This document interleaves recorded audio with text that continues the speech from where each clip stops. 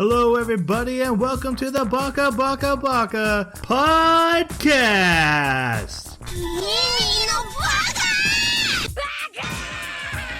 Baka.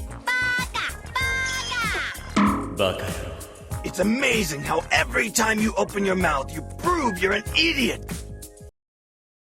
Hello, everybody, and welcome to Baka. We're an anime podcast who every 2 weeks we come together after watching an anime that we have chosen. We discuss it like we're in a book club, the characters, the plot, our ideas, the themes, all of that fun stuff. And then we turn the discussion over to our audience because you guys can do it so much better than we can, because we are indeed three Bakas. And so that is the concept of this podcast. And to talk about the anime that we watched this week, which has a very long title, so I'm going to save it for later, I need the help of my co-host. First off, we have the Gandalf to my Middle Earth, Jeremy. Hey. How you doing, Jeremy? I'm doing okay. Yeah, I actually found a little bit of time this last, I think it was last week, to finish up watching Claymore that we watched the first half of the season. And I got to say, I did remember correctly, the first half was better. The second half, it had a bit of really cool stuff, but it got so shonen. It really pulled out of the trying to break. I don't know if it was really trying to break it, because they may not have been even established back then, but at least trying to do things that at least now would be looked at as breaking the molds and the cliches in regards to how the character interactions worked and how they'd surprise you at every turn. It stopped being surprising. It became very formulaic. I know you watched it too, Jason. What did you think? I can see where you're coming from, but I mean this anime had guts. I mean, literally. Yeah. When the No spoilers. when the big bad comes, I mean, things go bad real fast, and I was not expecting that kind of commitment to those kind of consequences. So I was impressed that they went that way. And I actually really like the resolution of it. Like the fact that it didn't get a second season, I'm kind of okay with. Yeah, so. Yeah. I know that the manga continues on for quite a while, so there's a lot more story that's already out there for anybody who's watched it and wants to continue the story. And it does get pretty crazy. I was reading a little bit about what happens next, and it seems really cool. But yeah, cool. So anyways, I actually got to watch an anime that we weren't assigned this time, so I thought I would share. We also have the Rincewind to my Discworld, Jason. Not familiar with that movie. That one's specific. That one was for Jeremy. I knew Jeremy would love this. I love it. That's so good. You have been roasted, sir. Just take it and move on. How are you doing? Sick burn, bro. Doing well.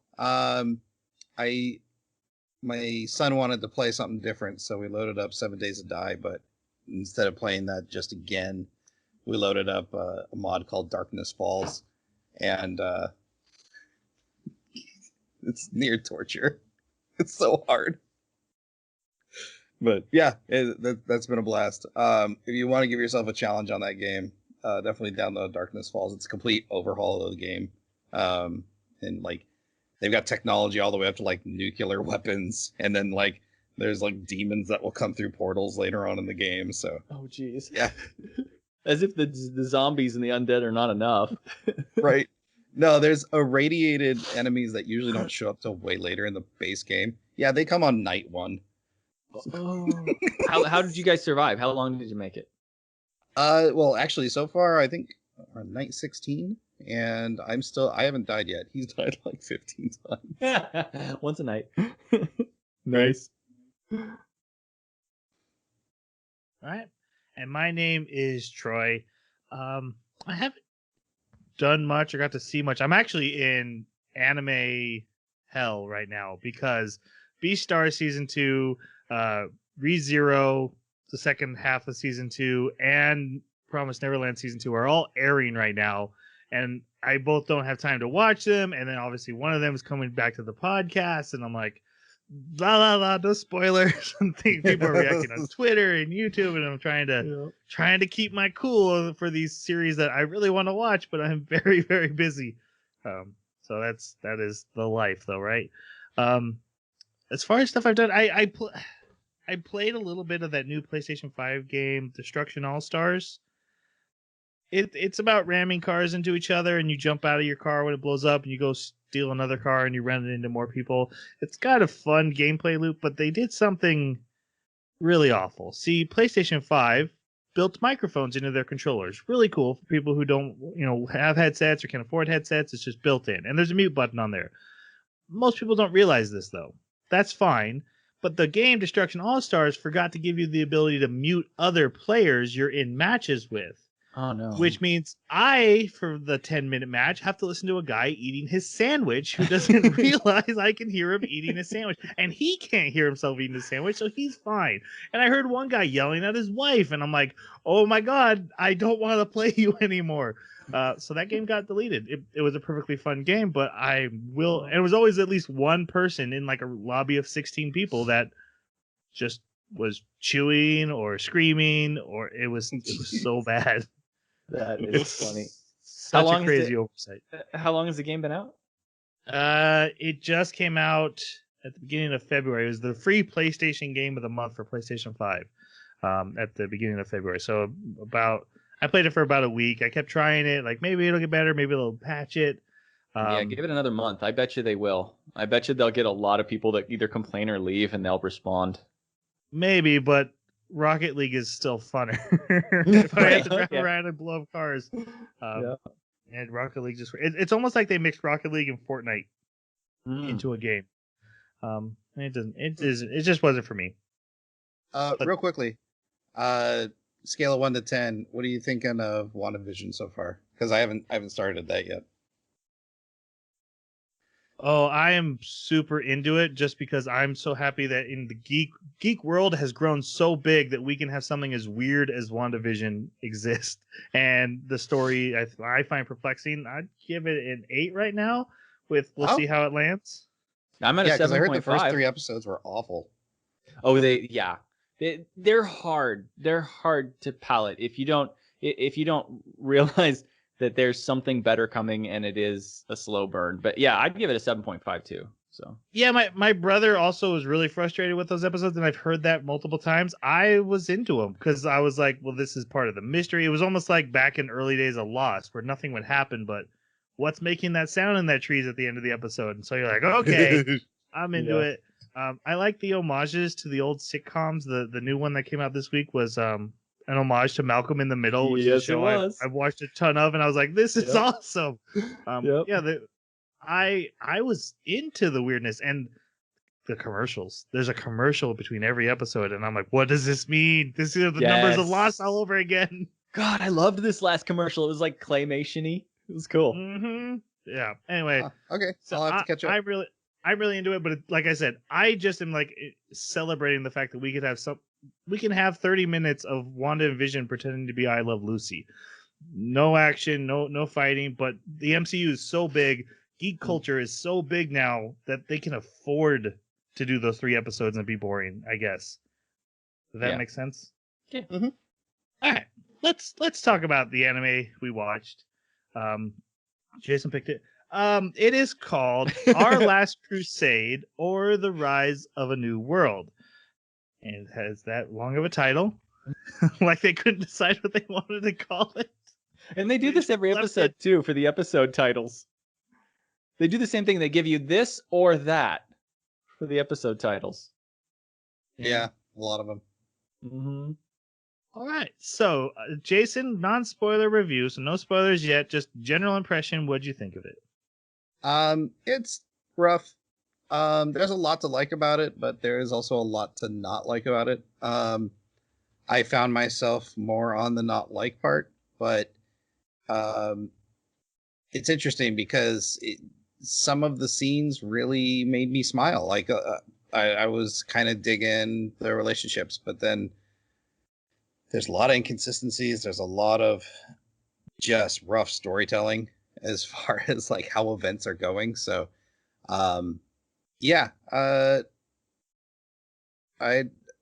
Yeah, we'll just have to talk about it and see. I'm not quite sure. I'm not quite sound on my score of what I want to give it yet. Okay, Jeremy, what do you think? You would think that this would be, at least world building wise, kind of right up my alley, because this does combine magic and technology, and they are at odds with each other. And I like that. That's no secret. I love that kind of thing. But it doesn't really do a good job, in my opinion, of actually taking apart how they differ from each other, or having an interesting contradiction between them, or even just ways that they interface. You might as well just exchange one for the other. And the characters, they come across very stereotypical. At least not all of them. Some of them. I should caveat that. The main character, I found him to be really boring and kind of unpalatable. But there were other characters that I did like. They were entertaining. The story, yeah, I totally agree with Jason. The story really leaves a lot to be desired, but I see a lot of kernels of potential where they could do something interesting with it, and I do like some of the decisions that they made. It has a sort of, and I don't want to be too insulting, like if this is something that is, an early production of somebody's career, I think that's great. Keep working from here. But it kind of comes across a bit juvenile, maybe compared to what I was expecting. And that could be on me because of the animes that we choose to frequent. Maybe my expectations have gone a little bit higher for this particular genre, or this particular what they were aiming at demographic wise. But yeah, it felt very simple, very yeah, I think I'll just leave it at that. Just very simple. Okay. This, to me, this anime suffers from one of the biggest sins from what I am watching anime for, and that it doesn't stand out. It doesn't feel original. Yeah, hey, there's cool magic powers and there's cool fighting like in an anime, but it's in no way something we haven't seen before. There's no new refreshing twist. It is a Romeo and Juliet style story, which I don't think it works very well. And because I agree with Jerry. I think the characters are really one note and bland, and they don't have very much depth to them. So when the story tries to ask you to believe they have depth to them, it's hard to get behind that. So then the story is falling flat. The story also, they're like, hey, there's this huge war going on. We're not going to show it. Just pretend it's happening somewhere else. And there's also these places where it's not happening. So just go with us on that one. This was not an enjoyable one for me. I'm going to try not to poo-poo on it the whole podcast and be positive. But I had a hard time getting through this one. I finished the last 2-3 episodes this morning because I was dragging my feet and watching it. So we will do our best to give it its fair due, though, and and give it a critical eye. Opening and closing. What'd you guys think?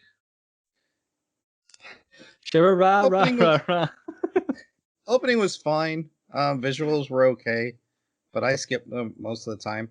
The piano music of the outro was pretty good. I actually really enjoyed the piano music, but the visuals were okay. I guess that was the better of the two for me. I found the intro to almost reach the threshold of being catchy. like it's just scrabbling there on the edge of the cliff, but doesn't quite make it. The imagery was pretty good. It was fine. But the outro, I kind of was a bit bored with the imagery. It almost kind of felt like a cop out. And I know that a lot of outros are just very calming and they kind of bring you down from whatever the anime was doing. But I don't know. This one had moments where you had a special spell that we see where it's like a flower petal shield thing, right? And it's just like a bunch of those floating across the screen. And I don't know, it just felt like they were, and there were other parts where it was just colors and other blurred colors over top of them. And I was like, is this just to save budget? Like, why is there nothing going on for me to really like latch onto in this outro at all? But and the music didn't quite resonate with me either. The piano was nice though, but it didn't quite stick with me. Uh-oh.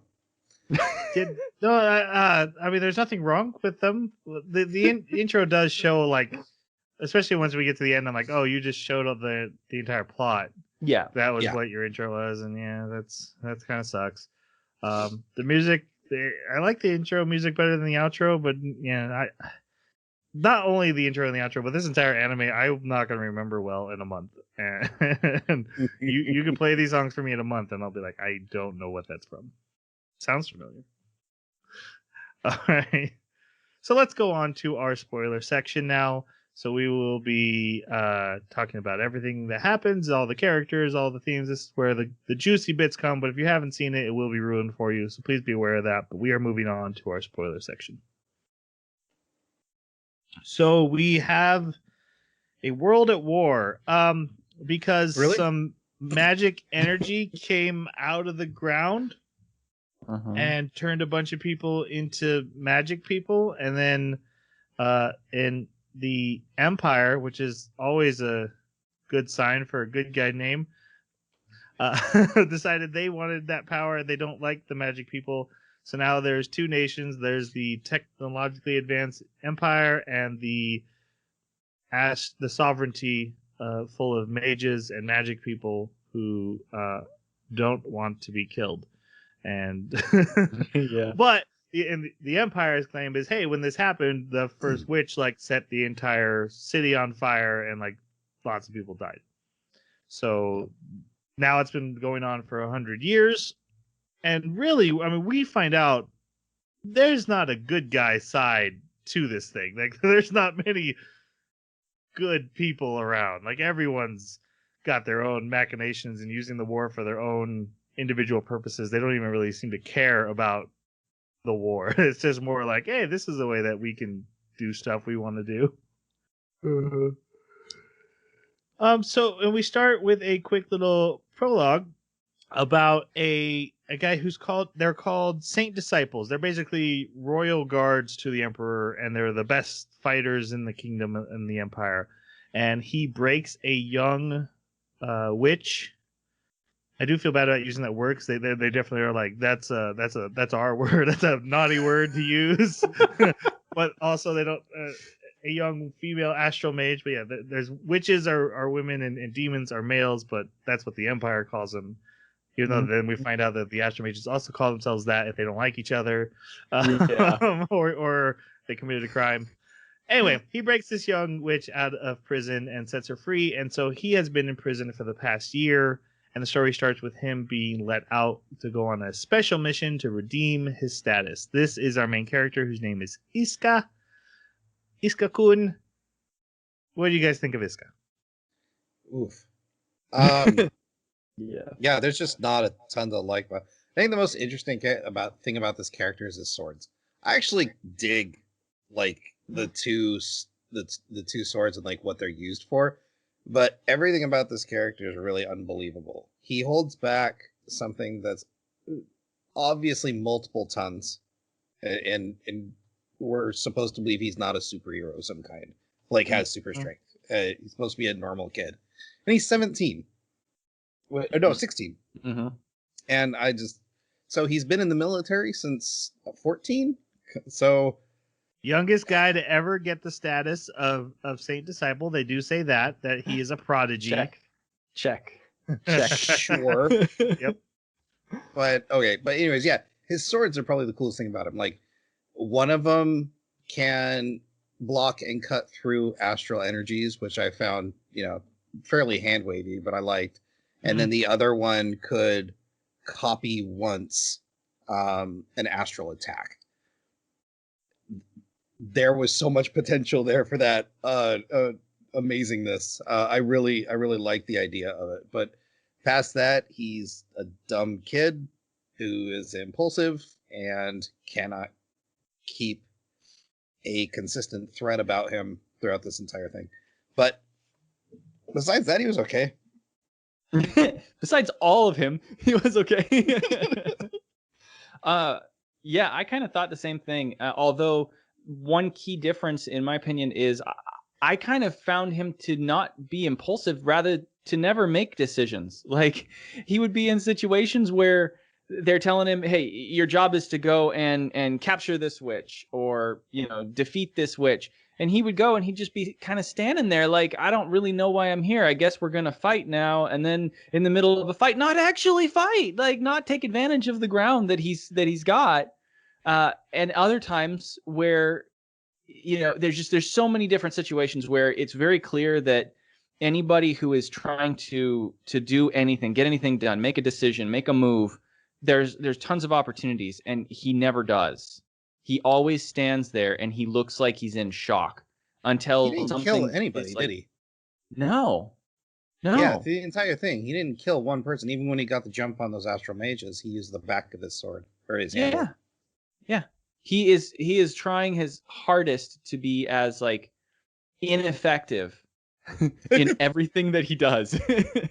And he's also incredibly boring and thick. Like, worse than what you normally see in anime protagonist boys, especially those that are like leaning towards harem. They have this sort of like dull thickness to them where I have no idea what's going on. I can't tell this girl is interested in me. Oh, I realized after the fact this girl is interested. It's just so unbelievable. And I get it, it's part of the genre and everything, but man, it's painful to watch. No, the moment I found out he was 16, I just completely disconnected. I was just like, from that character. I was just like, okay, I don't care. Yeah, I have forgotten that. Too far away. I'm gonna say something positive to start with before I start ranting. I actually don't mind that he didn't kill anyone. I think I like his goal, which is, I'm not here to win the war. I'm here to end the war. I think this whole war is dumb. And yeah, I'm out here in the army following orders, but I'm very much serving my own goal. And the only reason I'm even going along with what they've asked me to do is because it'll help me serve my own goal. So it makes sense that he's not killing anybody. To me, I think that gels with his character and his motivations. Now, in his character design, I kept thinking of that meme of, hey, can I copy your homework? Yeah, but just change it a little bit. And then seeing Kirito, and then like this guy, like he's got the coat, the black and the white sword. I do like the sword's powers.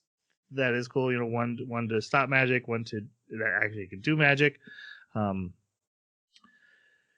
But speaking of his goal, though, is to capture a princess and force a peace treaty. And every time he has the ability to capture a princess and do his thing, like, he has no motivation to actually do it. He's like, I'm going to capture you.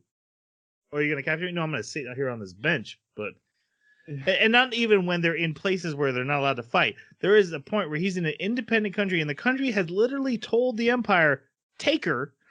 He doesn't actually know that, but he could. She's like coming to him, and she's like, I want you. I'm a princess. He knows who she is, and he's like, I'm not gonna capture you. I'm just gonna not do anything. Mm-hmm. See, I got a lot of vacation to do. Yeah. Not on duty right now, so my dreams of peace can wait. It's a character who's sitting around talking about, I have a goal. Okay, what are you doing to get to that goal? What was that? Step 2? No, I don't have that. I just have the goal. Yes. Okay, but what you want is right there. You could just grab it. Nah, dog, I'm busy. Yes. So he's frustrating. And one more thing about character design. For some reason in this anime, they drew just random hair strands sticking out of people's heads that look like whiskers, and I just wanted to tear them out. I just wanted to pluck them. Like, this, just comb your hair or do something. I don't mind messy hair, but like random strands. Okay, all right. Pet peeve. It especially his was the worst, but yeah. So his mission is to target a pure-blooded witch, which means she's basically a princess, right? And she's causing trouble. She's the second born of the princesses, and she's causing trouble, and the Empire wants her taken out. So he's assigned to either capture her or take her out. Of course, he wants to capture her for his peace negotiation plan. So he's into it. This target is Alice, who is our second main character. We haven't met her yet, but let's go ahead and talk about her. She, like I said, she's the second protagonist. What do you guys think? She was better. She was very tropey anime girl that has feelings for someone and can't express it. But on the other hand, she her power set is fantastic. Like the amount of I guess the best way to put it is she could put she could overshadow Elsa, if you will. But like I mean they're both basically the same character, right? Yeah. I switched. No, it was irritating watching, but also it's not really interesting. Intriguing. It was intriguing to watch her cognitive dissonance of, I don't want to admit that I like this boy, but I have royal responsibilities, and I also have the same goal of ending the war, but I don't see how my romantic interests fit into that ending the war. And even though this is a major distraction for me on a daily basis, I still have to work towards my own country and its survival. So I mean, to that effect, I did like it. I think the biggest issue I had with the storytelling overall is we get multiple encounters with these two characters and it just doesn't make sense. Day after day after day, they keep running into each other in this huge city, and it's like, anyways, we'll get to that. But yep. I don't have comments about that, but we will get to it. Yeah, but besides that, she was okay as a secondary protagonist. I think that was one thing this anime didn't suffer too bad from, because we've complained about that in the past, where if you have two protagonists in a show, they can kind of either not complement each other well or they overshadow one or the other. I thought they did a pretty good job sharing the spotlight in this one. Mm-hmm. Yeah. Do you think they have chemistry? I do. All right. I think she's imposing chemistry. Yes. Like, I think she just has so much he likes friendliness. Her. Yeah, that it's like. Oh, when I say chemistry, I don't mean do they like each other. I mean, do they... When Han Solo and Princess Leia are on screen, it's like, wow, that's just, you can feel the energy between them. Not that they like each other, but us, the audience, can literally see there's something pulling them together. It's just I felt that a couple times, but I mean, energy. I didn't. I'm agreeing with what Jeremy here is saying, that she's keeping up her end of the deal, but there's no pull from his side. But go ahead, Jeremy. Yeah. Oh, that's all right. Yeah, I actually she was probably my favorite character out of the characters in this anime. I really liked how, like you were saying, Jason, she had a reason for the silly tropey, oh, I can't express my feelings. And it was a good reason, because of all of her responsibilities, like you said. But I also really liked how she was genuinely an airhead. She was genuinely young and impulsive and always trying to rein that in. Not even necessarily just restricted to her love life, so to speak, but also when it just came to her interests and her exuberance. She was very much, oh man, this pasta is great. This is my favorite pasta. Oh, you like pastas too? Oh, wow. There was nothing romantic about that moment. She was literally just getting super happy about the food that they were eating and talking about it. And just seeing those moments where she expressed so much personality was refreshing, because most other characters didn't really express personality very much. But I do think that they went a little bit far with her a couple of times, not in the sense that like they shouldn't have put her in the situation she was in. That didn't bother me at all. I just think that it was maybe stretching her airheadedness a little bit. There's a scene where like she drops her towel and exposes herself naked. And it's like, yeah, like, okay, you can be an airhead, you can be forgetful, but I really find it hard to disbelieve or to suspend my disbelief that you got that airheaded and that confused. So they kind of went overboard with it, but if they had stuck to where they were with her personality in like the first 2 meetings in the neutral city and just around that general area, I think she would have been a great character, consistency wise too. I do want to say that there was, I think that they did a pretty good job using fate to kind of explain away why the 2 of them were meeting again and again, or at least they tried. It didn't seem too bad to me. But it wasn't until they saw the fortune teller later, and I was like, okay, so there is some kind of magic that's doing this that the fortune teller's tapping into. And then I was like, okay, all right, that's okay. Up until then, I was a bit frustrated with it too, but I think they did an okay job. I actually wonder. This isn't really a theory, but wonder if it's actually being forced. Like he keeps getting tickets. Yeah, the Emperor ships him, which is probably one of my favorite things about this show, is that the evil Emperor is like, I ship it, I love it, let's do this. But he's getting tickets from different characters who don't seem like they would be like Miz would not be involved in the plan to hook him up with her. No. But maybe she got the. No, she said that was her season ticket last show. Maybe not. Someone else got tickets just because they like won a bet or something. Yeah, it would be interesting if someone was manipulating him behind the scenes, but now I'm thinking about it, that's probably maybe I would think I'm giving the anime too much credit, but I really think it's exactly what they claim it is. I think it's fate. I think it's some kind of just like magic that's not necessarily attached to anyone's intention, but just happens.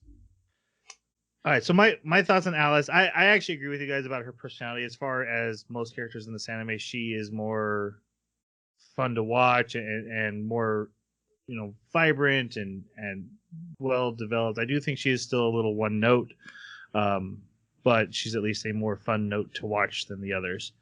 Not a fan of her ice powers, for the same reason. Remember when we watched that anime about the loincloth that could turn into shapes? and I complained. It wasn't a loincloth, but the cloth powers. About. Yeah. The same Green Lantern powers are my least favorite powers because it's like, I can just make anything, anytime, anywhere. Well, it doesn't really matter if it's cloth or ice.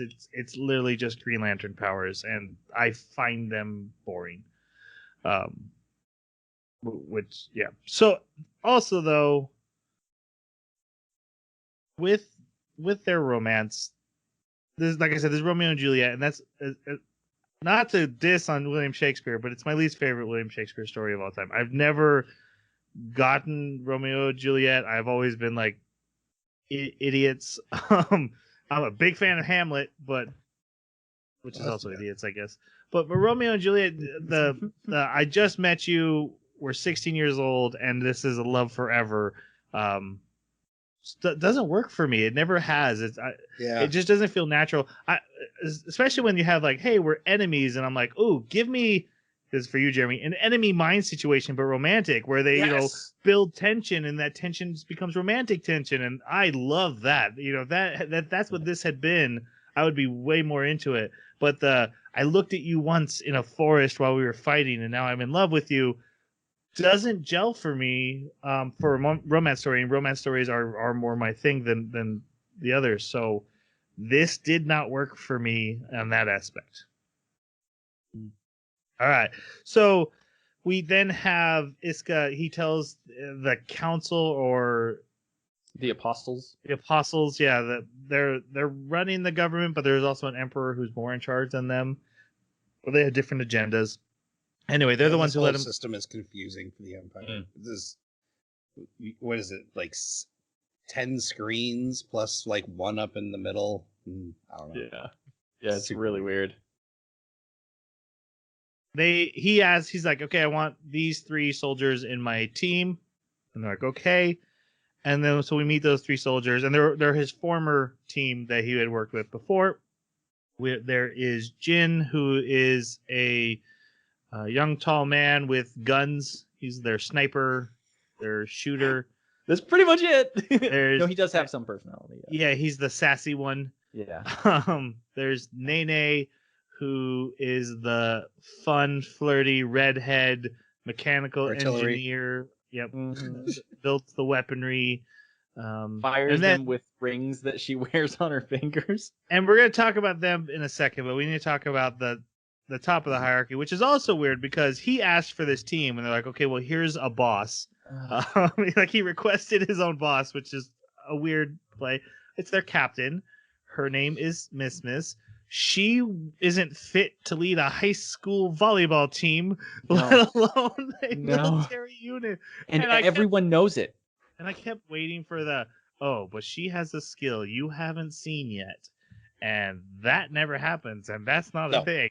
She's literally just a ditzy high school girl who's older than a high school girl, but that's how she acts. She has little teddy bears, and how she ended up in the military, how she ended up as a captain, I don't know. Your guys' thoughts on Miss. They tell her what to do. They tell her what to do constantly.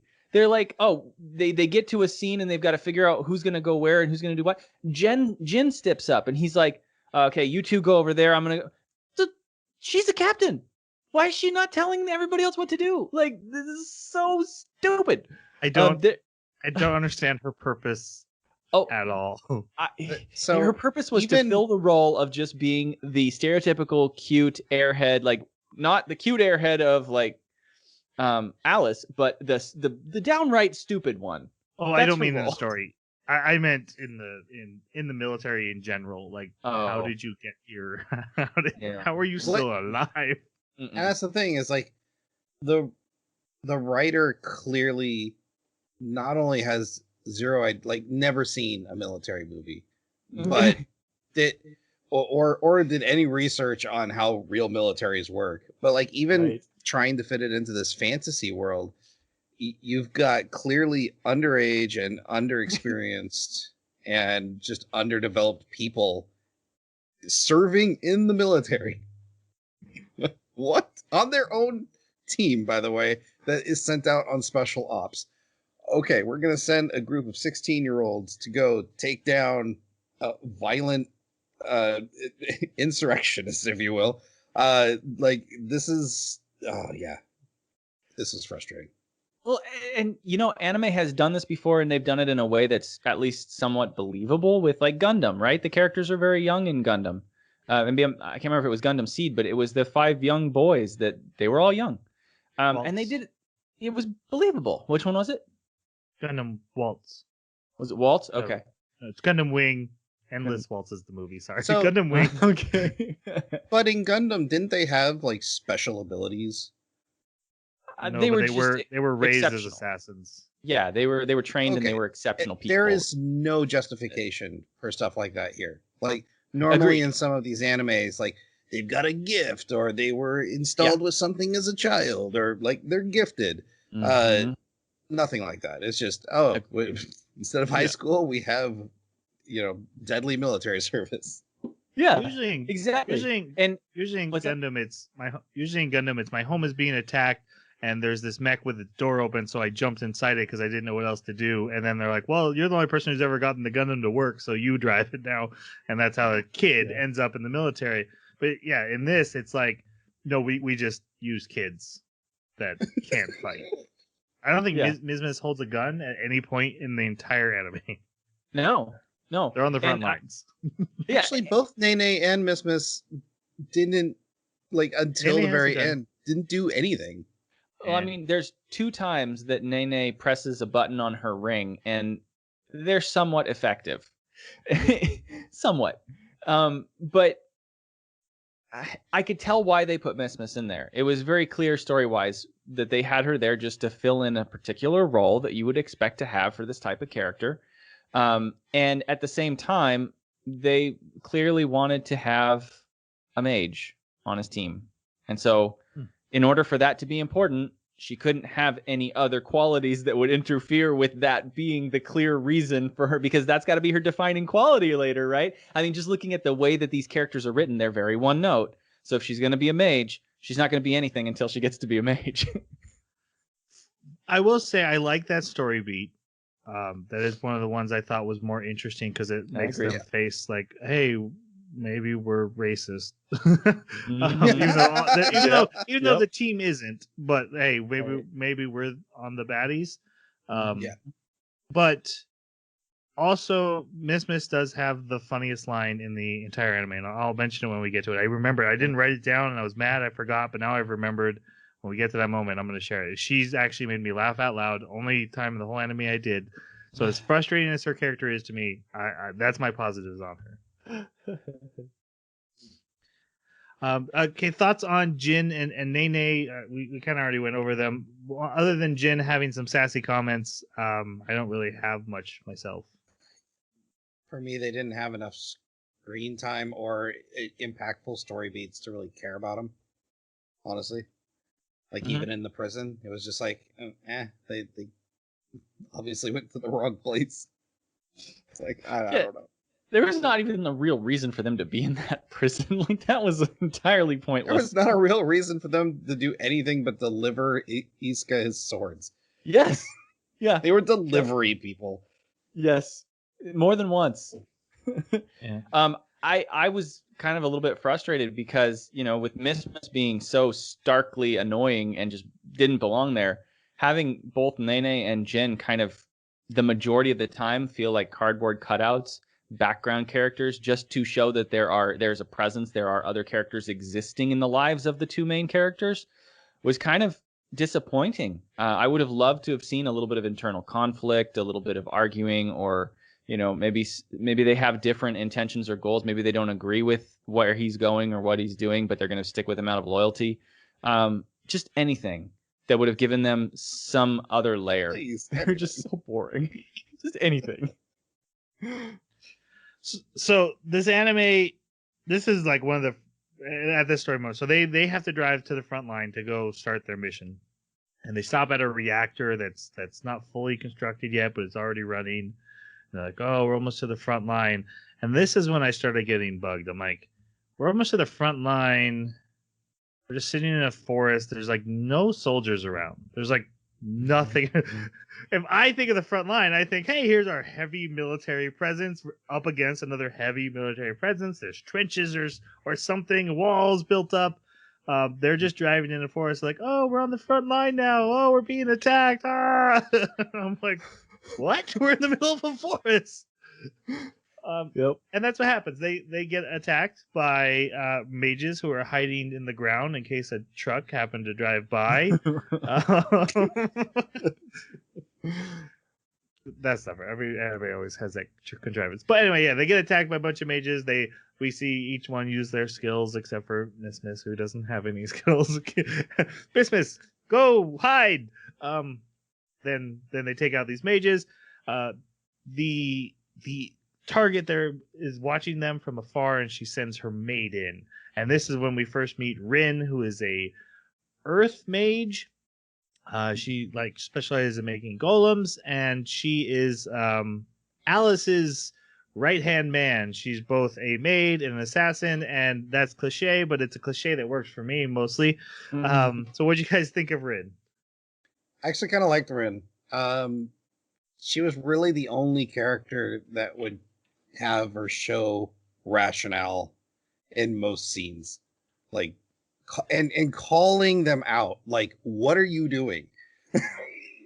We are enemies. This is A, not appropriate. B, why haven't you murdered him yet? But I liked her power level as well. She was strong, but she obviously came up against her matches. And she wasn't afraid to do what needed to be done, whether it was attempted murder or not. But yeah, she. I think for that it kind of held a anchor point for me, because I was like, "You are being an idiot," and then she would turn around and be like, "You are being an idiot." I'm like, "Yes, thank you, Rin."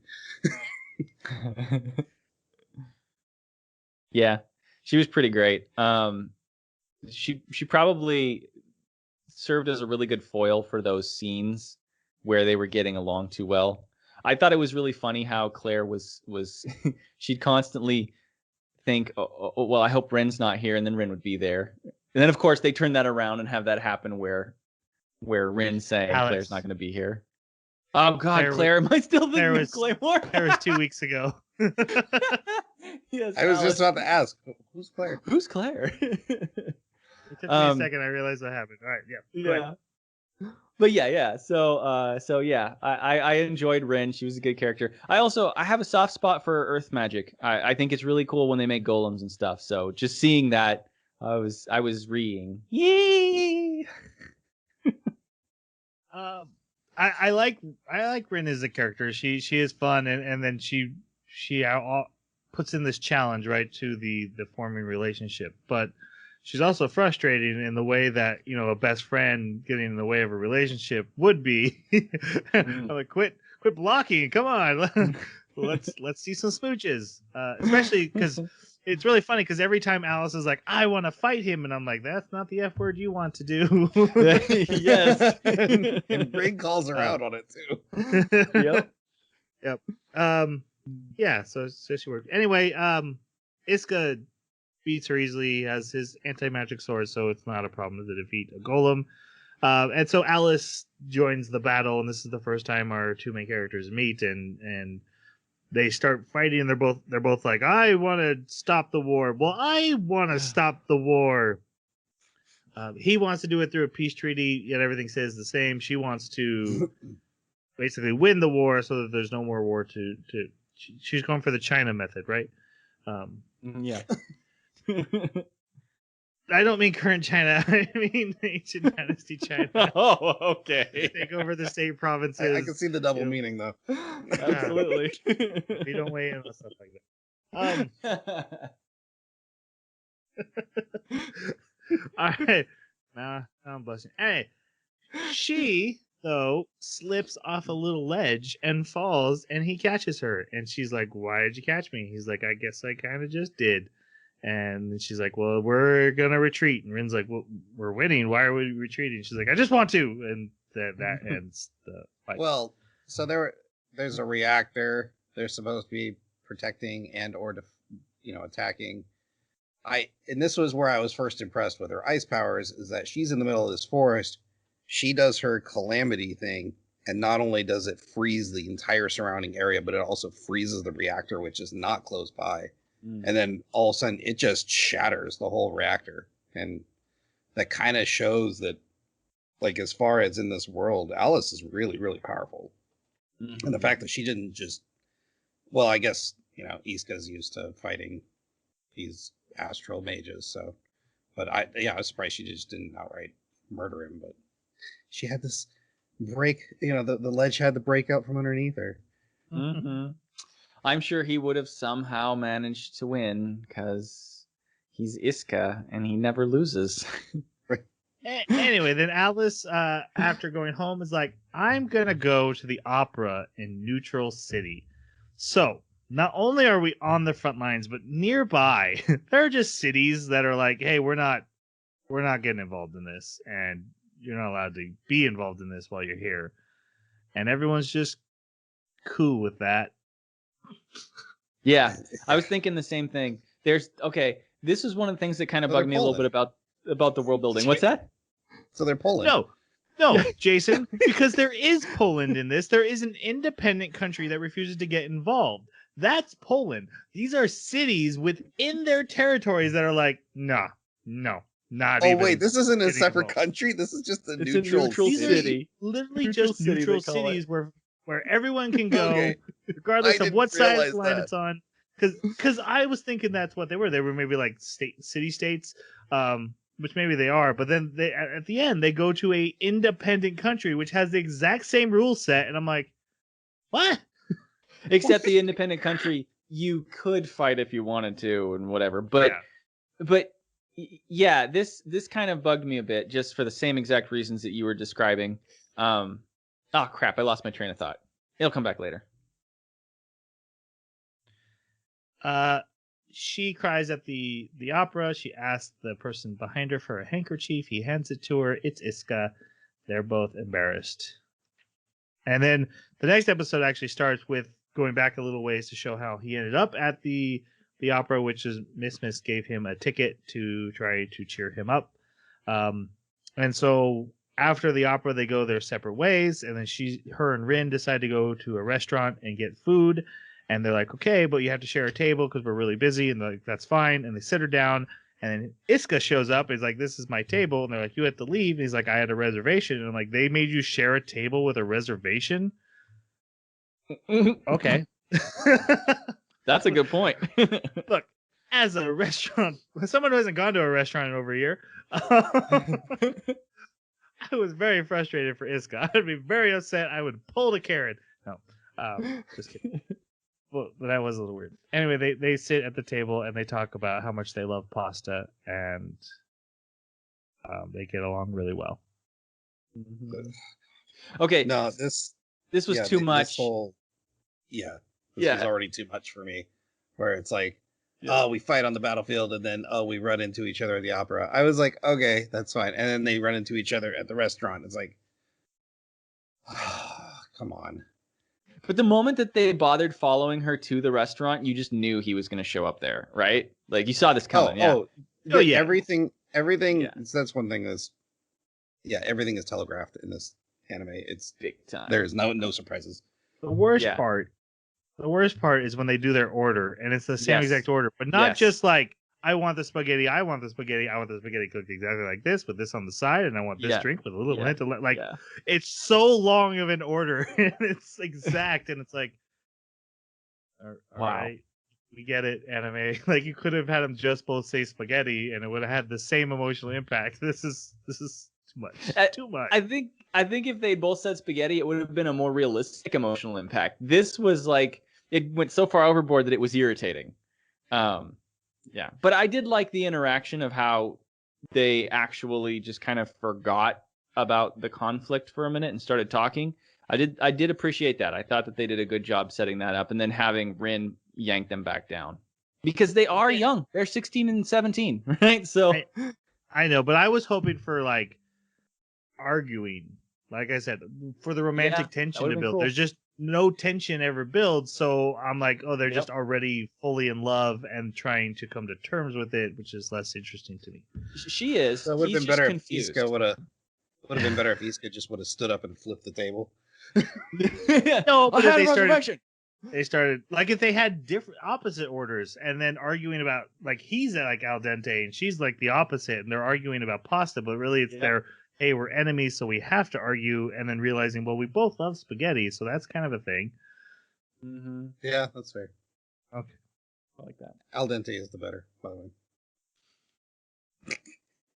Look, I know what I like, and I like Han Solo and Princess Leia falling in love. Call me old school. What spaghetti is that? All right. They don't sleep well that night because they're in love, and that's the way it should be. And you want it to be happy. He dreams of a train attack as a little kid and an ice witch saving him. This never comes up again. Yeah, this is clearly them, but it never comes up again. Oh yeah, memory is only around when you absolutely need it in this anime, and we'll come to a character at the end that I almost lost my mind about. All right, we gotta keep going. All right. Oh, yeah. So after some training, he decides he's given. Oh, we meet Rizia. Yeah, we have to talk about Rizia. Their commanding officer of their unit, who's also like a really close friend of them, but she's also a villain, and she's also their buddy. And she's like, hey guys, I'm in charge of you now. It'll be cool. Hey, you want to take it to an art exhibit? Thoughts on Rizia? Serves nearly no purpose.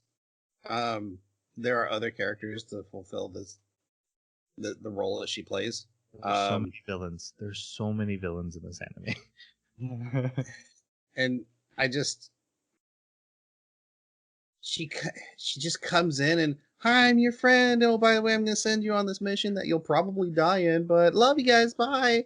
And then we don't see her except for her doing her villainy off screen for a little bit. And then, I don't know. I didn't like her. I didn't think she had a place in the anime. It's just an extra character we just did not need. Yeah. I felt the same exact way. It took me forever to realize that she was one of the saints. You know, that she's got the same power level that he does and that the ninja guy has. Because I just thought that she was an annoying bureaucrat in the military. Because they even say that she just worked her way up by sabotaging people above her. So if you do that, once you get to the top, you're not really fit to make the decisions that those people you sabotaged were fit to make. So things should crumble. You should fail. So I kept waiting for that, but it seems like she's actually doing a perfectly good job up there, which kind of doesn't really fit with that concept. So I find her annoying and confusing. There was a moment I thought they did something really... Oh, sorry. But the apostles basically could use her lack of morals to push her to do things that might have been either outside of the bounds of what the military normally does or purely evil things. And she would just do them. So true, but she's also playing them because she's working behind their back with the emperor. Yeah, she's cut it up with the emperor. I was gonna say they do. There's a moment in the story where I thought they were gonna do something really interesting with her, and then they didn't. they just take it back immediately. I'm like, oh, okay, she's still not interesting. So yeah, so he gets an art exhibit ticket. Alice, after reporting to her mother, the queen, and having a talk about the founder, which is literally their ancestor, who is encased in crystal as a power sword on the ceiling, or as above the throne. So weapon that's kind of someday weird if you need it. But also, and everybody except for everybody except for the mother thinks she's dead. You know, right? But imagine being the ruler and imagine being the ruler and you just I'm gonna go sit on my throne and make decrees. Oh, by the way, my founder's that's my great grandma. I don't know if she's alive or not. That's Mima up there. We keep her around. Sometimes we hang coats off of her. And then the question, one question that doesn't matter. If we have a succession of women, where's the kings or fathers? Oh, they're like Amazons. They just raid so that they can get their new daughters and then get rid of the kings. All right, so I'm thinking about that. She decides, nope. She's going to go to a neutral city and see an art exhibit, and ends up running into Iska, of course. She's like, well, I'm not hanging out with you, and she wanders off, and she gets lost. And he finds her later that day. And she's like, I thought you were going to the art exhibit. He's like, I did. You got lost for a while. And he's like, but I'll show you where to go and I'll take you. So they go see the art exhibit and they talk about art. This was a nice scene. I actually liked how much in depth they went into the art that they were talking about. It actually felt like characters who knew what they were talking about rather than pretending to know about art. Mm-hmm. That was nice. And then it was a nice connection scene for them. Yeah, it felt good. This particular moment was nice. So she buys him a soda. They go sit on the bench, and because they haven't been sleeping, he actually falls asleep leaning against her. And that's how we end it. Yeah, leaning against her. That's a great way to put it. Yeah, in such a way that you are suspicious maybe he's not asleep. At least it was a soft landing. That's right. So Iska has to report to those computer screens, the apostles. Yes. And they're like, hey, you're doing a great job. If you catch her, we'll make you a saint disciple again. And he's like, okay. So he decides to cancel training that day and visit a neutral city. There are more than one, but I just there's random, there's a neutral city for gambling. Usually there's one that they only go to, but there's a couple neutral cities. But all that matters is that they're in one, they're in it at the same time. But his captain, Miz, decides to go with him this time. So they go, and Alice learns about Iska and how he was in prison for a year for freeing a witch, and she's like, "We need to find out who this witch is. Could be anybody." Oh God. Yes. This irked me so much. Wait, can we save it till we get to that character? Yeah, you got it. I just want to rage. That was what I was talking about. Like, Yes. so much anger. Yes. Yep. I mean, yeah, Right. The only hand-wavy excuse without giving away anything is if mages are escaping on a regular basis. Like, that would be the only explanation. But yeah, we'll talk about it more when we get there. So she decides to go to a neutral city with the purpose of finding Iska, runs into him and Miss, and then they go outside the city so that they can talk, maybe fight. And after talking about their goals some more, she's like, "Hey, I want you to serve me." And he's like, "Yeah, not gonna happen, but appreciate the offer." And then the founder shows up. And apparently the founder has awoken. Honestly, it feels like an end boss of something like showing up in episode 3. It was really weird. Like the sky cracks open and she like comes out of another dimension in the sky. But apparently she's there because of his swords. They have awoken her. Is her sister the swords? I have no clue. Maybe she certainly knew the guy that wielded them before him. Right. This was. I really didn't like this. Anyway, I didn't like this entire sequence. She starts attacking all of them. Rin gets hurt, and they're like, Miss, take her to the hospital. And I'm like, which hospital? Do neutral cities all have hospitals? Are you talking an Imperial hospital or a Sovereign hospital? Where is she taking her? Anyway, so they leave. They just go. Yep. Get off screen. And then Alice is like, "Hey, I'm your descendant. You shouldn't be doing this." And she's like, "You're in my way. You die too."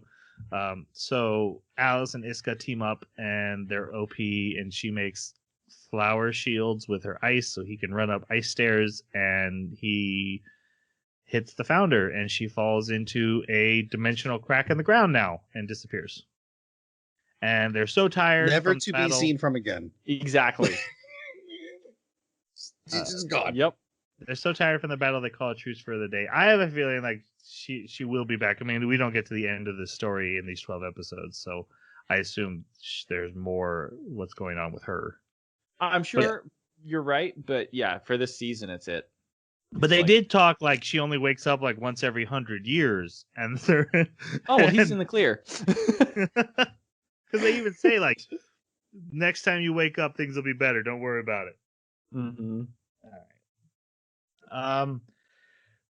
The next episode starts. They're in another neutral city. This is the gambling one. They all end up at the same casino. So weird.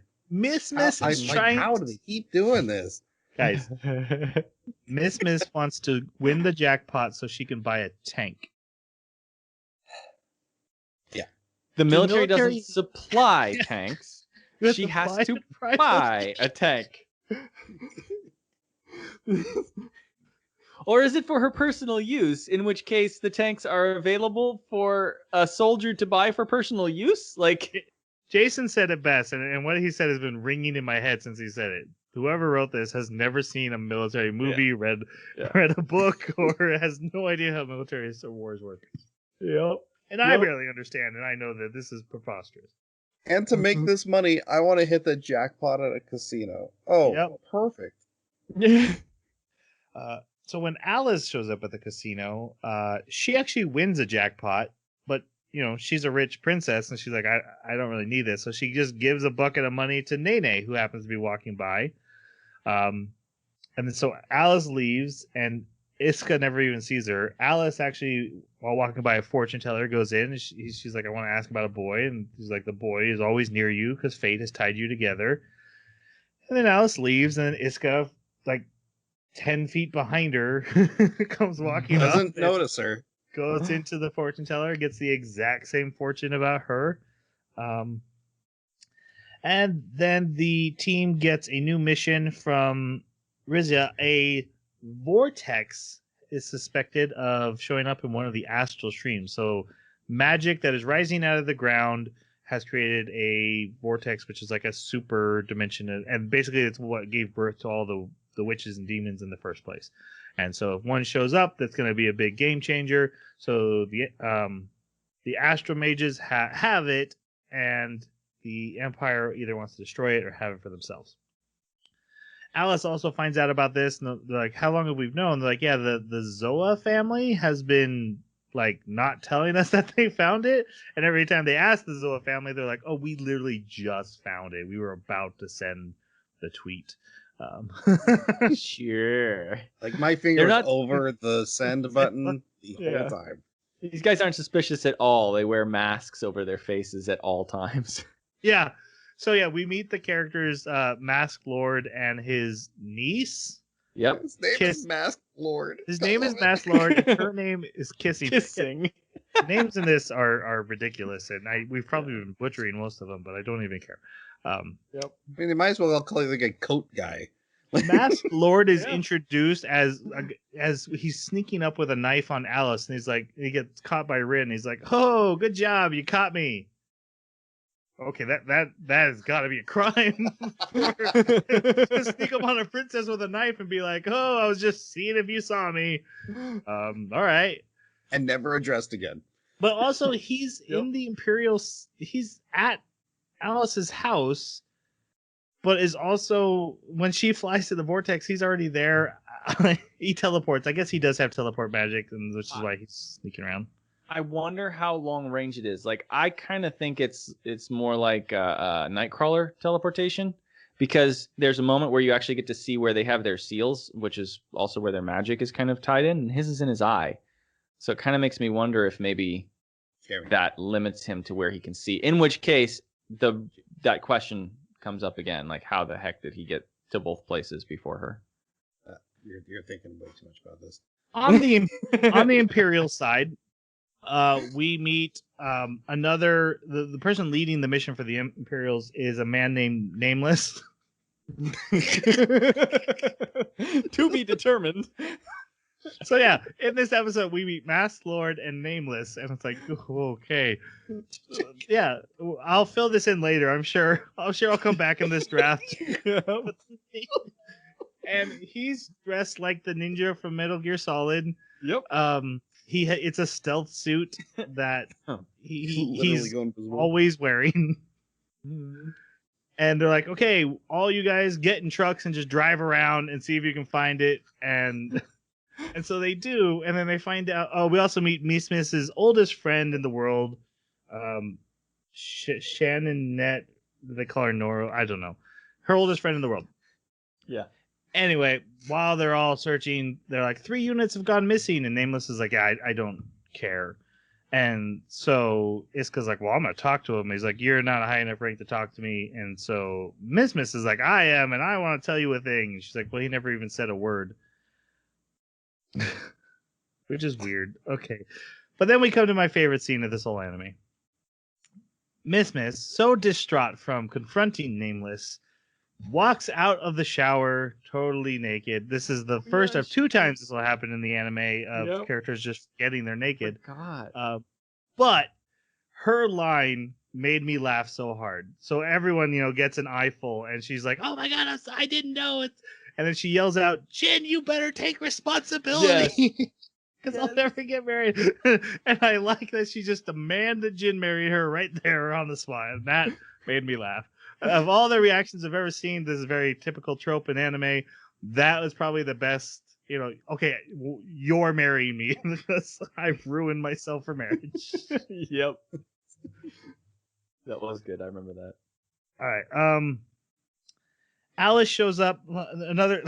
This is the Sovereignty's military base around the vortex, and there's like 3 scientists in a cave, and they have like a half a wall built around it, and I'm like, okay, they have a whole military. It's fine, whatever. Okay, so what ends up happening is Iska's team, they see the astral light. They're like, hey, we think we found the vortex. Miss's old friend shows up, and they're like, hey, we're actually all astral mages, this unit. We've been the ones taking people out, and they have patches that cover up their marks. Nameless shows up to attack them, and so and all but one dies, but she grabs Miss and escapes back to the vortex. And Nameless is like, well, I'm just gonna bomb the hell out of him. See ya. And starts walking back to base. And so Iska's like, I guess we gotta go save her before the bombs start falling. Meanwhile, Alice, who's at the vortex now, seeing Miss and having met her in Neutral City, is like, oh, Iska's here. I'm gonna go to the Imperial camp and fight him. So she leaves. She goes to the Imperial camp, and only Nameless is there. Everyone else just they're just gone. Everyone else is just gone. Just gone. All this empty base. So she fights Nameless for like 2 minutes, and then he's like, "Okay, I lose. I leave in my stealth suit. I'm out of here."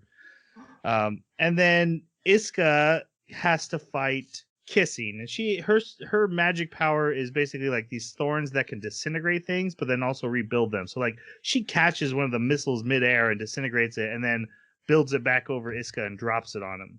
Mm-hmm. But he beats her. Oh yeah, because he's Iska. So Nameless, when he first comes, he's invisible and he murders 3 of these astromages. And then when he fights Alice, he doesn't use his invisibility to his advantage at all. And then when he does go invisible, he just leaves. Yeah.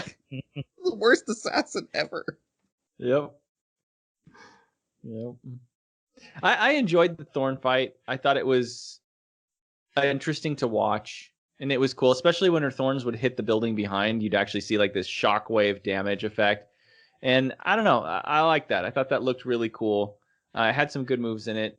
But yeah, I don't know how he survived that. I don't remember if they explained it or not, how he survived that explosion. But yeah, this is not a good for the fight. I thought they said something, but I missed the explanation. The white sword did it because she's like, oh, you can do spells with that sword. This is like the first time they actually call out how the swords fully work. Yeah, because he used it in the first battle with Alice. I wanted to call her Claire again. Man. He used it in the first battle with her and yelled awaken, and then like it almost looked exactly like the attack that she did. It was very similar to it. And it seems like he does this in every battle to escape losing. Like the white sword is his Deus Ex Machina. Which was exactly, which is a little bit sad to me, because you're right, Jason, the limitation on it actually means that it could be used in a very interesting way, but I don't know. It's used too frequently as his get out of jail free card. Anyway, he wins. He knocks Kissing out. Mask Lord gets in a sneak attack that does minor damage, but does hit him. And then Mask Lord, to escape, knocks Miss into the vortex. So Iska jumps in after her. Alice has also just arrived at this moment, and she jumps in after them. Alice is like, I'll save us, but you have to promise me after this we'll fight. He's like, okay, that's a good deal. Such a stupid deal. And then she grabs him, but then the energies pull them apart and they get flung to opposite places. I don't understand. Yeah, some kind of weird like astral rip tear happened and something bigger came through than what they were expecting to be in the vortex and somehow like pushed them away. That's as much as I could understand. What really confused me is what the heck was with the crystal in his hand. Like clearly that was supposed to have protected him so that he didn't get killed well in there. But why? And she made that for him. Did she just make it out of nothing, or does she carry them just in case she thought maybe someone would fall in the vortex? Like, I don't know. It seemed like, hey, we need a solution to explain why he didn't die and also didn't get magic powers. So I give him a crystal in his hand, and yeah, that's what she did before she left. They didn't explain it. No, they didn't explain anything. And I hate that. We should move on. So Iska's group has reunited in the briefing room, and Rissia's like, I have a new mission for you guys. You know how you haven't managed to capture the princess at all? We're going after the queen. Oh, yes. Yes, when you put it that way. Yeah. So they're like, we're going to sneak you guys into the sovereignty. We have a plan. Don't worry about it. We'll tell you about it later. Alice is waiting around at Neutral City, but Iska is not showing up as he's getting ready for this mission. And then the team realizes Miss has a mark on her arm now. She is now a witch. A astral spirit has merged with her.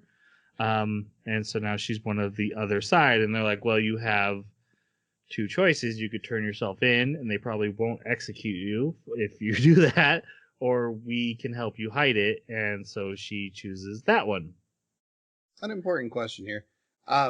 Because later we learned that someone wants to fuse with an astral spirit. So does that mean she's just sharing her body with an astral spirit? Right. The only one fully fused is the founder. And they did say a second person, but they didn't mention who it was. I think okay, so everyone else is just being possessed by them.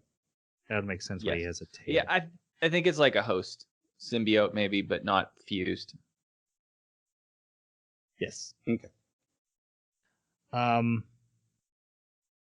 So they take her to Neutral City. Because that's where you go. You know, when you don't know what to do in the plot, you just go to Neutral City, something will happen. Gotta buy some of those. Alice is there. Neutral City stock. That's the gonna creepy skyrocket. stalker finds her boyfriend.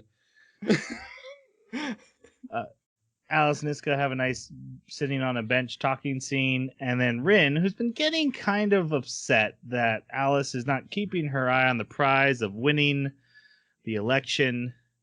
She brings them drinks, and he drinks his and then passes out. And she's like, I poisoned him. I didn't think he would actually drink it. Yes. I love her reaction. That was a good reaction on her part. Her eyes go really wide when he starts to fall down. And I was like, wait a minute, what? Her plan is to make him upset about trying to poison him, that he would refuse to ever speak to them again. But he's such a trusting idiot. He just drinks a drink from an enemy. And I love that her she's reaction like, is I should have put real poison in it. Exactly. That was great. That was a great line. If I had known that would work. Miss walks up and sees him passed out, and Alice is like, we're taking him. And they do. They throw him in a car and start driving. But Alice is like, we can't take him to the capital, so go somewhere else. And like, well, the nearest place is Alcatraz. This whole kidnapping plot really pissed me off, because it was like, you telling me with all the people milling around in Neutral City, which they've shown multiple times, that this place is never empty, that two people kidnapping somebody and no one says anything. Not only that no one recognizes the princess of one of the major kingdoms next door. Like, yeah, that just doesn't make sense. But it was really clear. The whole purpose of having this arc was just to make them sleep in the same room, chained together. Like, that's the sole purpose of this arc. I did like about that Miss's astral mark like powered up, like she got upset and her magic started working. Anyway, so they go to a super fancy hotel on the top floor where they handcuff him, and Rin tries to kill him at one point, and Alice is like, don't do that. And then Alice is like, well, I'll be handcuffed to him. That's a better idea. And then he's like, how are we going to go to the bathroom? And she's like, okay, I'm going to handcuff you to Rin so I can go take a bath. And then she comes out naked because she forgot he was there somehow. Rin's trying to murder him. Yeah. And then she's like, oh, actually, since I'm naked, what do you think of this mark on my back? Like, yeah, because that's...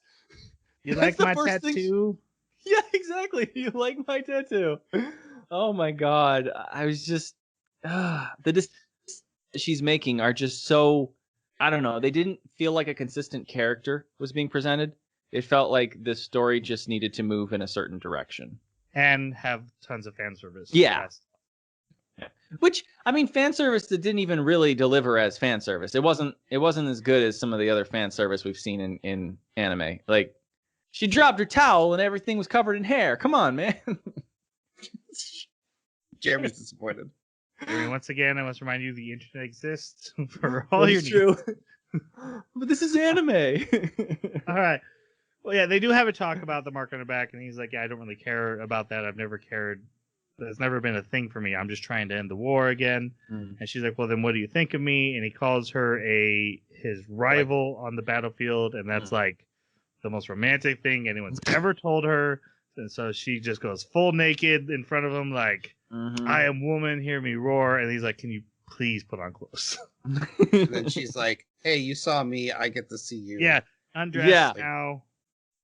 Yep. Okay. I should remind them the internet exists. Yeah. You guys was on a different site. Maybe if I was 16, I would remember why these kinds of story beats were entertaining. But now it's just like, oh my god. Yes, thank you. So cheesy. Yeah.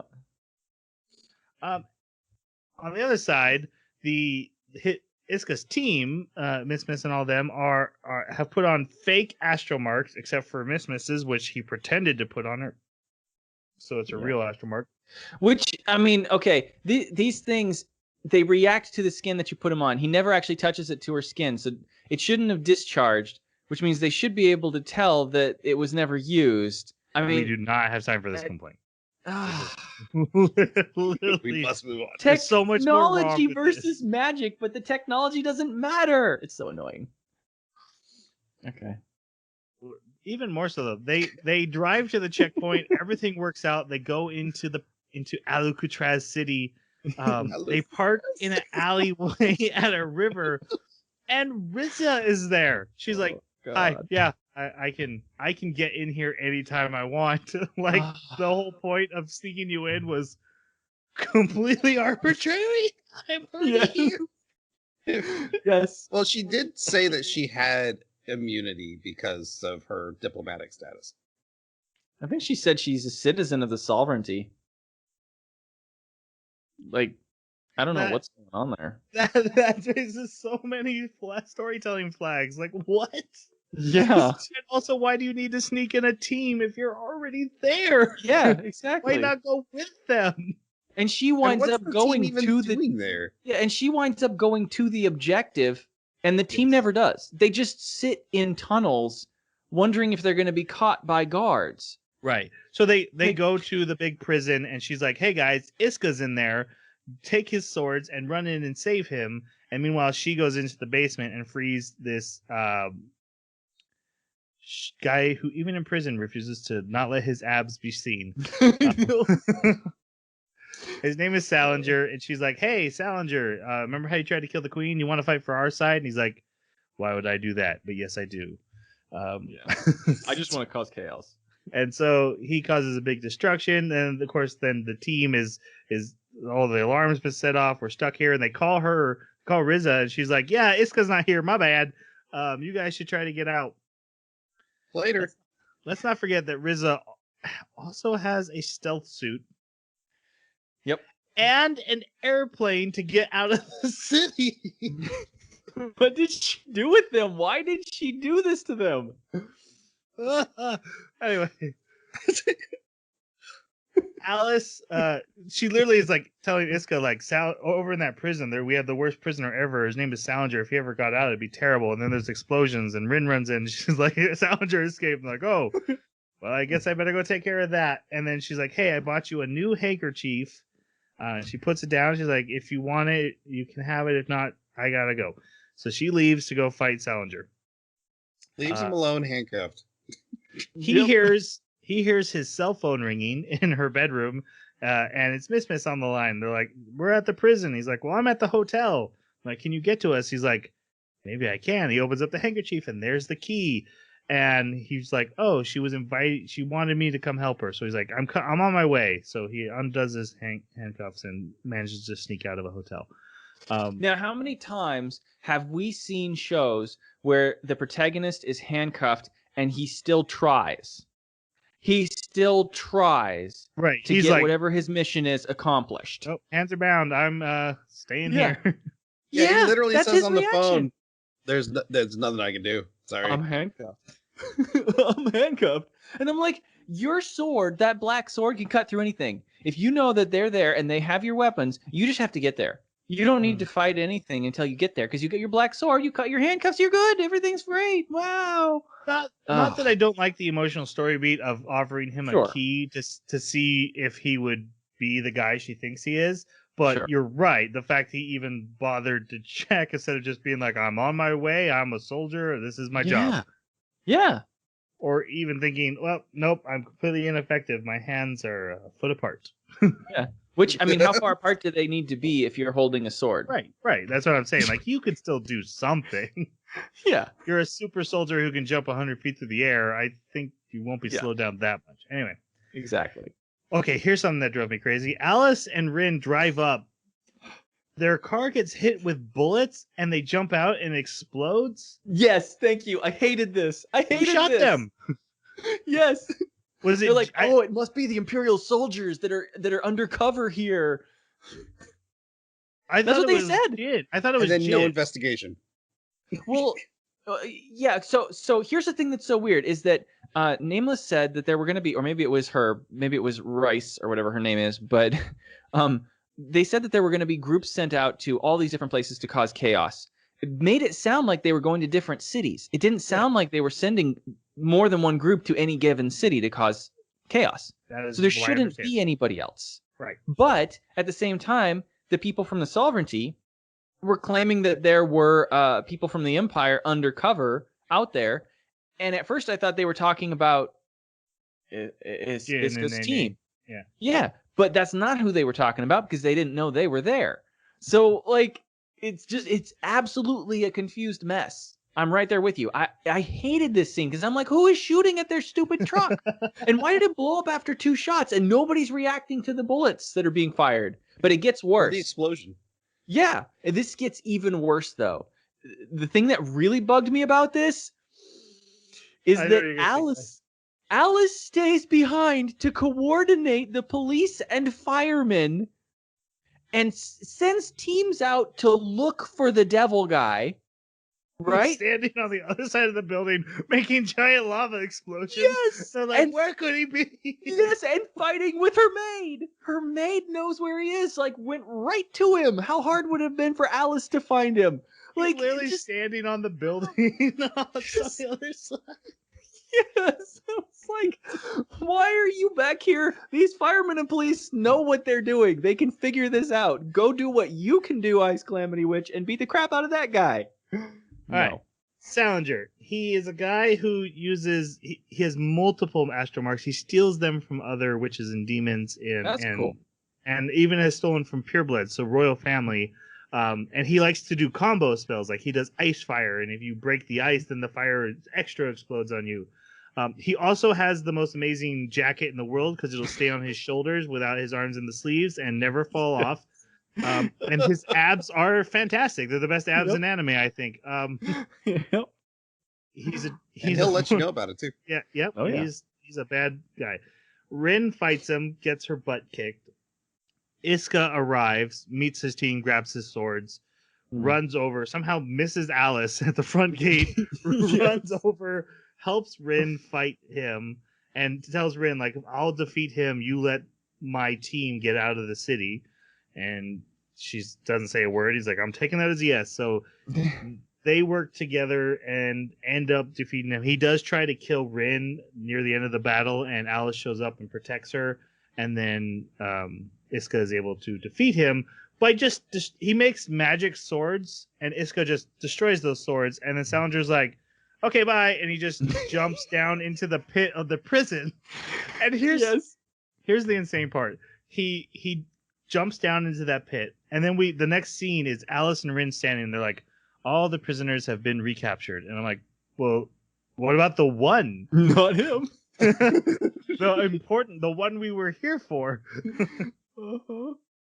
So apparently, he escaped. I actually thought maybe they got him back because they just weren't saying Salinger got away or Salinger's still out there. They don't talk about it. Iska and his past.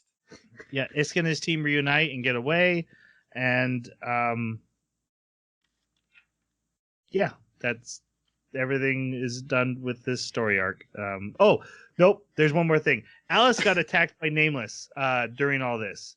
Nameless shows up, attacks Alice. Yeah, attacks her, doesn't get anywhere, and is like bye, and runs away. And then an airplane lands back at the Empire, and Nameless gets off, and then Nameless is also standing there. And Rissa pulls off her helmet off the airplane. She's like, "Oh, I don't like your suit. This suit sucks."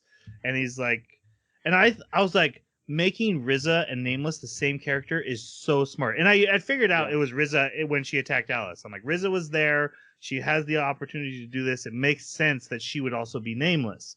But then they're like, but actually they're not the same. I'm like, well, that was such a good twist. And you just never mind. Get rid of that. Yeah. Oh, that's a really good story beat. I'll write that out. Let's reverse Uno card immediately. All right. Then Alice is talking about Iska with Rin, and a pink-haired girl is spying on her. It's her sister, and it's the girl that Iska saved. This is Sisbel. We are all very upset about this. We don't have a lot of time left, so get your complaints out now, and talk about the character too. Oh, this character is awful. There was so much potential here, and actually, that is the anime potential, wasted potential. I don't have a ton to complain about her because she just drove a really crappy romantic storyline that didn't need to be there, and I think this idea that she's foreseeing the fall of her empire is really cool. And they were just like, yeah, we got a love story to talk about. I was like, okay. She didn't bother me as much, except for one issue, and that is why the heck did her sister not know that she was the one that was in prison and free? Makes no sense. Yeah. Hey, for a year ago when my sister was captured by the Imperials and then got rescued by a mysterious stranger, and then she picks up this newspaper article and she's like, why would she know about Iska? Are you kidding me? Yep. Now, maybe she was on a mission and no one knew about it, and she kept it secret that she was arrested, and maybe no one knew that she got released. I don't know. Maybe. There's no reason to hold that information from the characters and not just have that be known. That's not. I agree. It's not going to add anything to the story except for just slow things down. Yeah. Now it felt very contrived, and it just didn't make any sense. Now as far as like having the sort of competitive little sister now stepping in, I saw some benefit to it as far as like pushing the romance to go faster, because right now she's the competition, and it's going to basically force the older sister to admit that she likes him just to make sure the little sister doesn't swoop in and take him. I get that. That made sense. Of course, if Iska had any brains at all, at this point he would flee. You run. You cannot win. And so, but this, I don't know. I didn't mind that beat too much, but I wanted there to be something deeper in, like, she's been out for a year now. What has she done with that time? How has she prepared? Is she really just locked herself in a room and is fantasizing over the newspaper clipping of the guy that freed her for a year? Is that what she's been doing? You know, I don't think it's been that long, but ever since her explanation was ever since she had that vision that her mom's gonna be taken out. What do you mean it hasn't been that long? It's been a year. No. I understand it's been. I'm talking about her cooping herself up in a room. I don't know if she's been cooped up in a room for a whole year. I just know that she's been cooped up in her room ever since she got the vision, and now she doesn't trust anybody. Okay. That's true. It just makes me think I would have loved to have seen that she had done something with the contacts that she had, instead of being put in a situation where she's like, you're the only one I can trust, Butler. She's the perfect victim, basically, at that point, to need a hero to save her. And she's a princess. She's got to have some kind of training and some kind of education. She's got her magic. She's got one of the best magic abilities, not for combat, but for manipulation of courts and politics. Like, she could be incredibly potent in a political arena. So it just seemed like it was all wasted for the one objective of the romance between these two characters. And that was to me another big loss. I think she could have been a really interesting character. I do agree with you, Jeremy. I like that she's willing to look past the conventions and rules that are holding Alice back, and that's going to have to force Alice to re-examine, the pace she's setting in this relationship, or the dynamics of how she's treating Iska. So that actually does make things interesting. Her thing of like, I know something bad's going to happen, so I'm going to reach out to this one person who I trust I think is at least an interesting story beat, and something they'd set up well. She's not a particularly interesting character or a smart one. Why knock on the door when I can break into his apartment? Yeah. That was so weird. Like, why would you do that? How'd she get a key? Right, yeah. So we should get into the last of this plot and figure out what happens here. So, this sister, she does have the power of vision. She can see past, future, and stuff like that. She has dreamt that someone is going to attack them and her mom will die. So she's been really worried since then, and she gets sent on a mission to go to this independent nation to find out if they will be allies with the sovereignty. And so she only goes with her butler. Meanwhile, Alice and her sister are both trying to get ready for the election. The older sister has arrived back at the palace, and she's actually talking with Masked Lord and being like, I think there's a traitor among us. At the same was it just me, or was it weird that like the way the older sister was revealed, like they were like the camera pans up and it's like, oh, there's her face, and it's like she's been in the OP. She's been in the OP for every episode. But besides that, it was like okay, like great. Yep. Well, I mean, also, it paused before it got to her face at least, so I understood that pause. Real quickly though, I did love how Sispel described her power. She's just like, yeah, basically it's like YouTube for people in 300 feet of me. Did she say that? I don't remember her saying that in the sub. She said I can replay past events like video. That's exactly okay. Yeah. I was like, oh, it's YouTube. Yep. Absolutely. So Iska's team is told that they've been sent on way too many missions and their boss is terrible and they have to go on vacation. And they use this as an opportunity to try to figure out what to do about Mrs. Astromark. So they go to this military unit would say this. Right. They go to this independent nation that is not involved in the war. That's an ally of the Empire, and they go for a beach vacation. We get some beach episode. Yay! For 2 seconds. Yep. Yeah. Like they've been doing fan service all anime, and like they get here and they're like, and we're done. We get so close to check that box though. We get so close to Alice in a bathing suit, and I'm like, that's the big one, right? We got to get Alice in a beach episode, and that doesn't happen. Yep. And I'm like, all right, well, fine. I don't really care anyway. The bathing suit can take it. Like you said, there's other websites for that. Yeah. Let's quit bringing that up. I probably shouldn't have said that. Iska bumps into Sispel. They recognize each other. She runs away. And then that night she tracks him down with her power and goes to his hotel room, breaks in, and he, tackles her. And she's like, oh, I'm just here to ask for your help. I want you to work for me. And he's like, I've been asked this before. That's not something I do. Meanwhile, the queen has gone to Alice and she's like, I'm worried about your younger sister. Let's go snoop in her room. Because that's what moms need to do. And this is where Alice finds the newspaper clip and is like, how does she know about Iska? And I'm like, really? What? So Rin comes up with the idea like, hey, why don't we send Alice to this independent nation where some people take vacations where she can talk to her sister. Maybe she can figure out what's bothering her so much. So they send Alice away.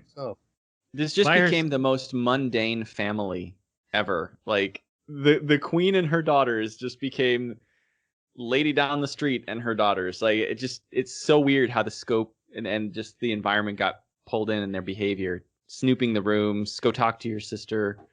I don't know. It just felt very artificial. the next day, Sispel tracks down Iska again that night, and he's like, okay, I moved to a different hotel. How did you find me again? And that's when she explains her power.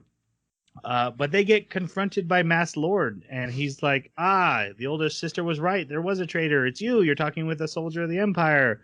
You're under arrest. And she's like, I'm not under arrest. And meanwhile, a giant robot dragon thing shows up from the Empire. It's called Object.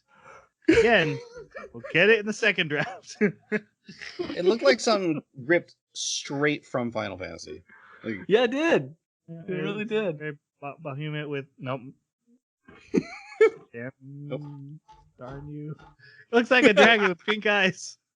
Yes. I haven't made that mistake in a while. Yeah, it was very fun. All right. Sorry, what was it called again? No, don't worry about it. It starts chasing after Sispel while the mages with Mass Lord are also chasing her. So it starts fighting them, and then they start fighting it, but it doesn't care about them, and they don't seem to care about it. It's weird. They're like objectives are changing rapidly about what they should be doing. Well, it catches sight of Miss and identifies her as an astral mage, and so they're like, "Oh, we got to take this thing down before it transmits that data back to headquarters." Which it sounded like they had a direct feed, so I don't know what their thinking was. Yeah, surely they could communicate with headquarters immediately on their cell phone. Why couldn't Object?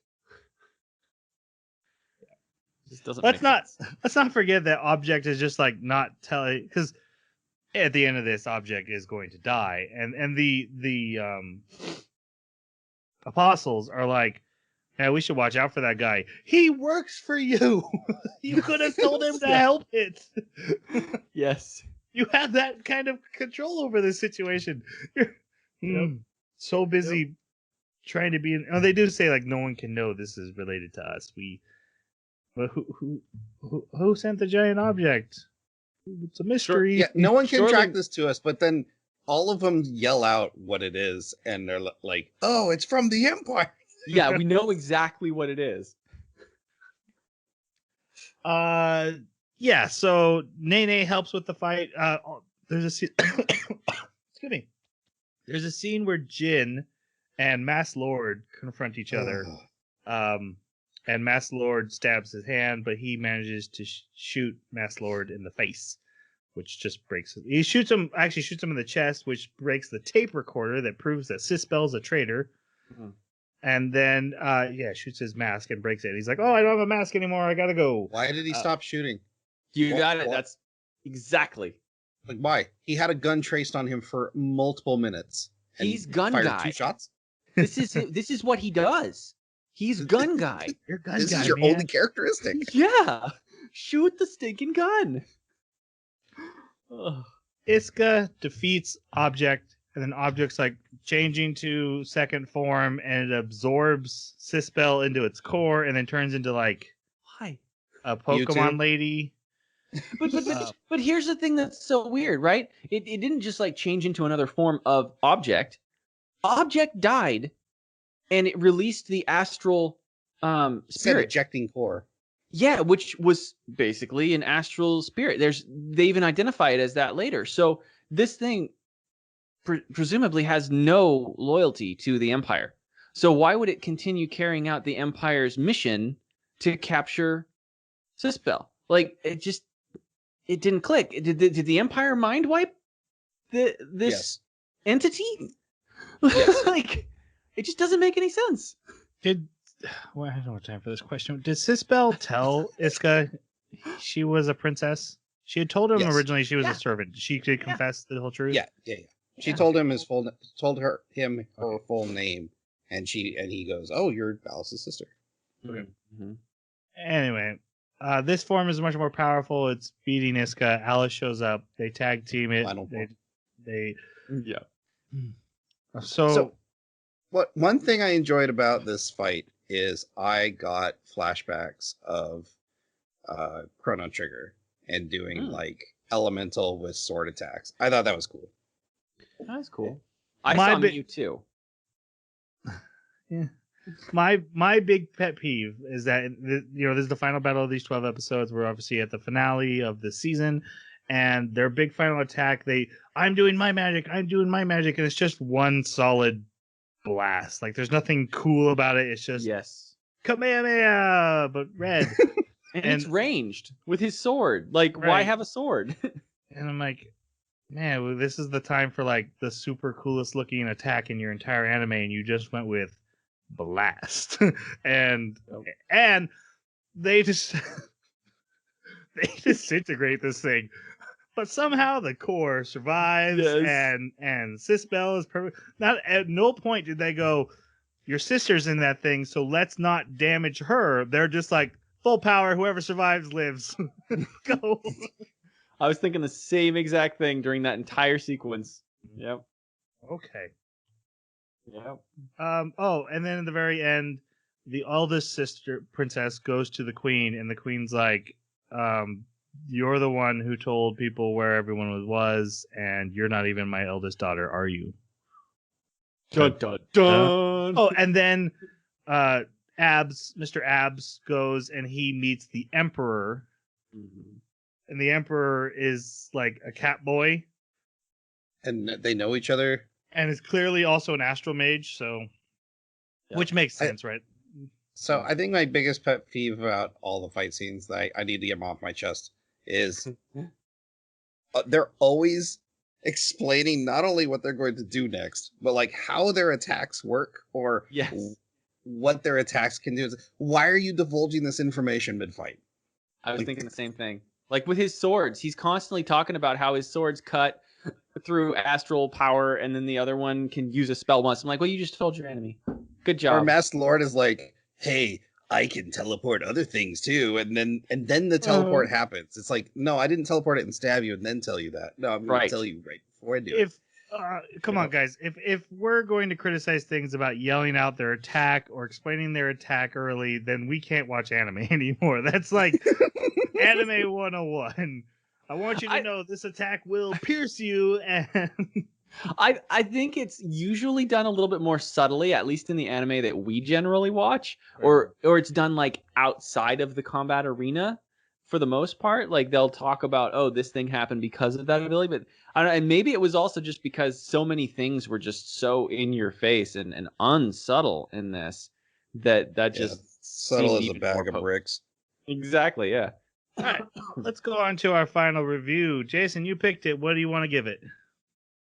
After talking about it and trying to be as positive as I can, I got to give this a 2. It's not a bottom of the barrel one, but it's definitely got a lot of improvement that needed to happen. And the story was incohesive. The actions of the characters were sometimes contradictory. There's some things to like about it, especially with the romance. It was heartwarming, but completely unrealistic. 2 for me. All right, Jeremy, how about you? I also am going to give it a 2. I think that there's definitely a lot worse you could do with this anime, but that isn't an excuse to do this. I think that there's a lot better that you could do. I think that the world building, there's so much potential. I think the core of the story is really good. The idea is really good. And the characters have great potential as well. Like you got a good thing starting with here, but I think maybe the writer just needs a little bit more experience with this one, because you can do a lot with magic and technology. That's just my thing. I love that. Come on, give me something awesome here. I wish I could give it more, but it just doesn't. It's too boring. I was very bored through a lot of it, and there was just so much content. Yeah, no, 2. I'm not going to go lower than a 2. It's a 2. It's a 2 for me as well. And honestly, with everything we've complained about, you clearly know why. But my biggest pet peeve is I just don't feel this is creative enough.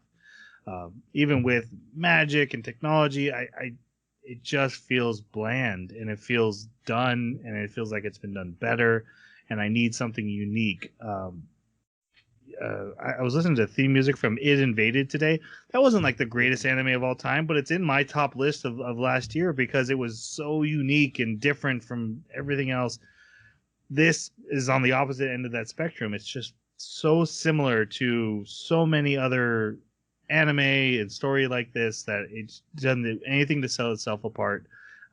So I could not find myself enjoying it very much. It definitely wasn't the worst. It wasn't a horrific watch or anything. It was no Vampire Knight. But two for or me. Kisniver. True. Our next. I'll never let that go. You never will. Someday we got to watch it again. I just want to see if your opinion changes. Oh my god. Anyway, I don't know how I do it. our next anime, not Kisniver, it's Akudama Drive. This is a pick by Jeremy. Jeremy, you know what it's about? Generally, Yeah, it's about sort of like a sci-fi dystopian future where there's these criminals that are basically called in to do something criminal. I'm not really sure beyond that. I watched the trailer, but it didn't have subtitles, so I have no idea. powers with powers. I think they have powers. They do, but I'm not really sure what the extent of those powers are and whether they're technological, like a cyberpunk kind of thing, or whether they're actually, some kind of metaphysical thing. But it looked interesting. There was a different one I really wanted to watch, but it's not out yet, so it's going to have to wait. I know one of us will pick it, so I'm not even going to say which one it is. But yeah, it'll be on the radar. But this one was my second best pick, and yeah, I'm really interested to see because it's got enough darkness to it that I'm hoping it will be maybe more shifted into the category of a seinen. I think I did when I read about it on my anime list. I think I did see it was rated R, but by them. So just know that this might be more adult content. Mm-hmm. So for our listeners, all right. With that, if you would like to reach out to us and tell us your thoughts on today's anime, it was long titled. It was very long. You can let us know on our Twitter at Baka Podcast, our email, theanimebakaclub@gmail.com, or leave a comment wherever you found this podcast, and we'll get back to you. With that, it's time for us to say goodbye. Thanks for listening. Take responsibility. Sayonara.